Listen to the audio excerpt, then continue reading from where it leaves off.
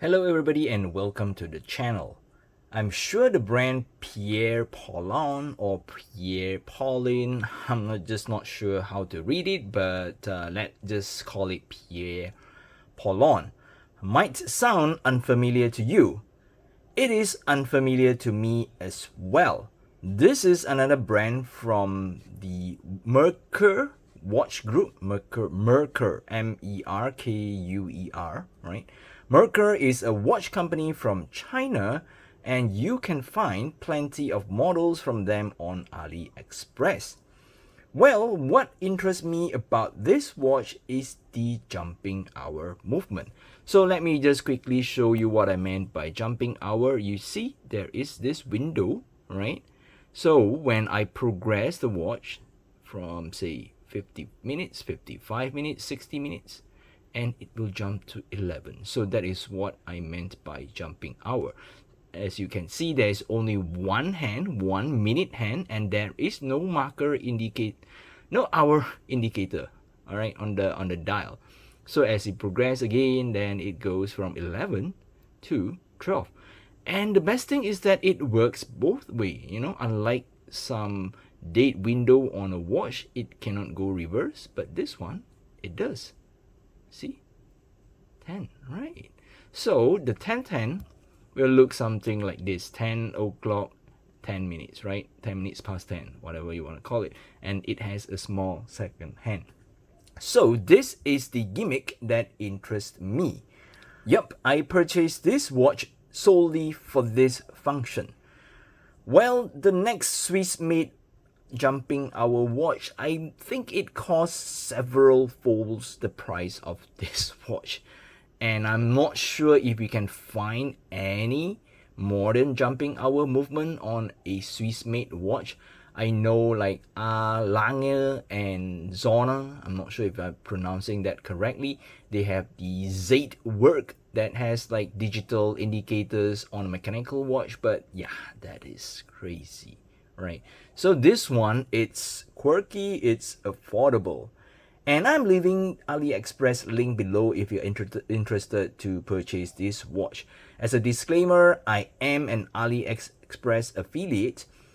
I get some commission if you use the link below to buy anything at no extra cost to you. Think of it as a way to support the channel. Thank you. Let's start with the movement.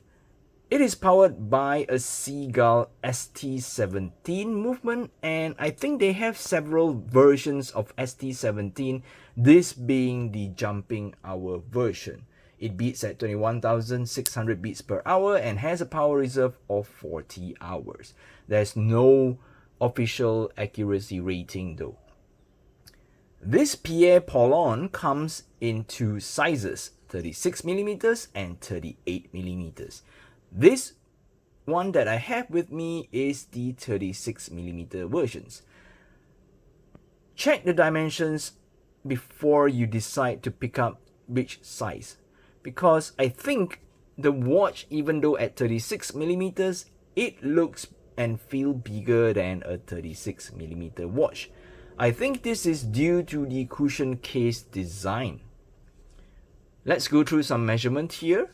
The watch has a case diameter of 35.9mm when I tried to measure from 3 to 9, and it has a lug-to-lug distance of 43.9mm. The thickness is a little thick at 12.3mm, including that box and dome mineral crystal. The watch side profile does curve down a little, but it doesn't really hug the wrist that well, because if you can see from the bottom, it juts out quite a lot. So this is kind of like a visual impression that makes the watch look thinner, but it's actually not that thin. The watch case is made from stainless steel, and it has a sunburst style brushing at the top. I'm not sure if it's showing up. You see, it has this radially brushed finishing where the lines are coming out from the centers. The sides are high polish, and it comes surprisingly with a signed crown, and the crown has two hands, but the watch only have one big hand.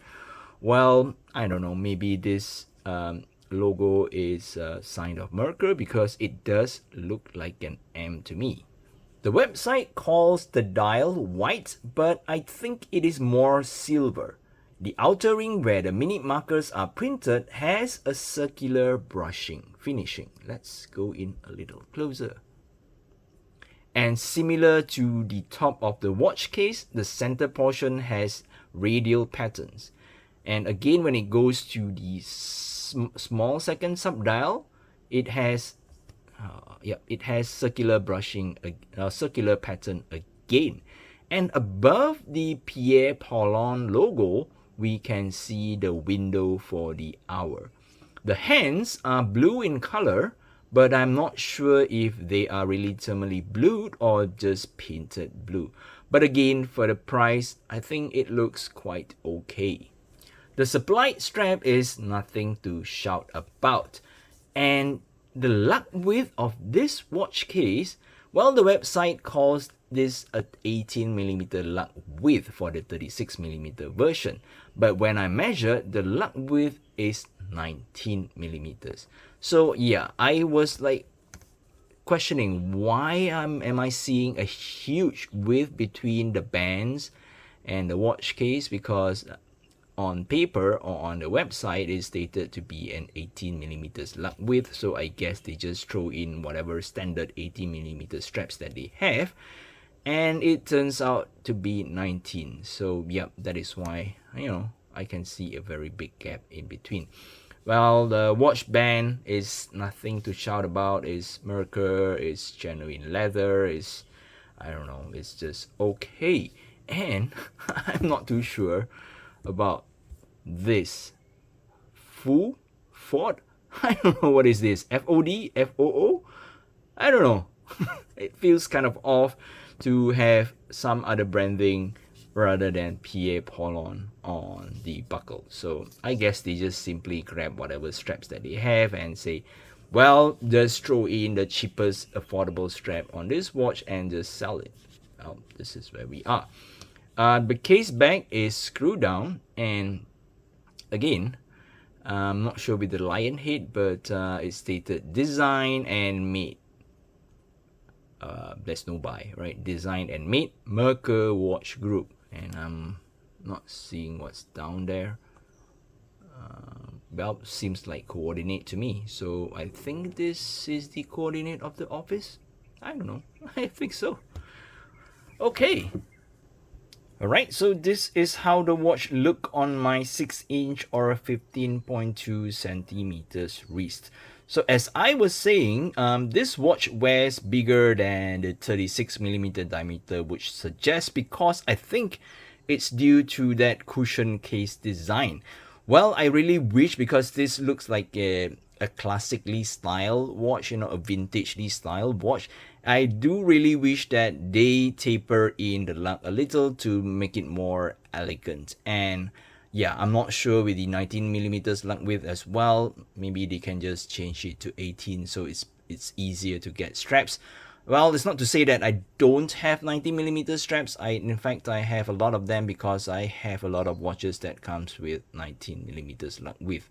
Maybe more than my 18mm lug width watches.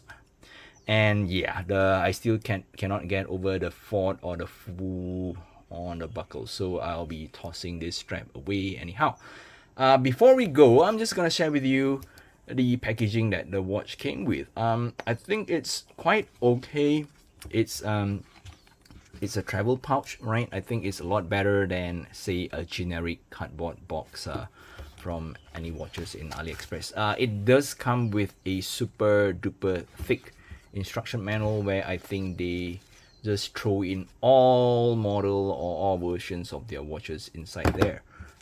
And I think we do get a very nice polishing cloth. Again, I'm not sure with the Guil Berlin, a different kind of branding again. So yeah, it's a bit of a mess here, but they provide spring bar tools, right?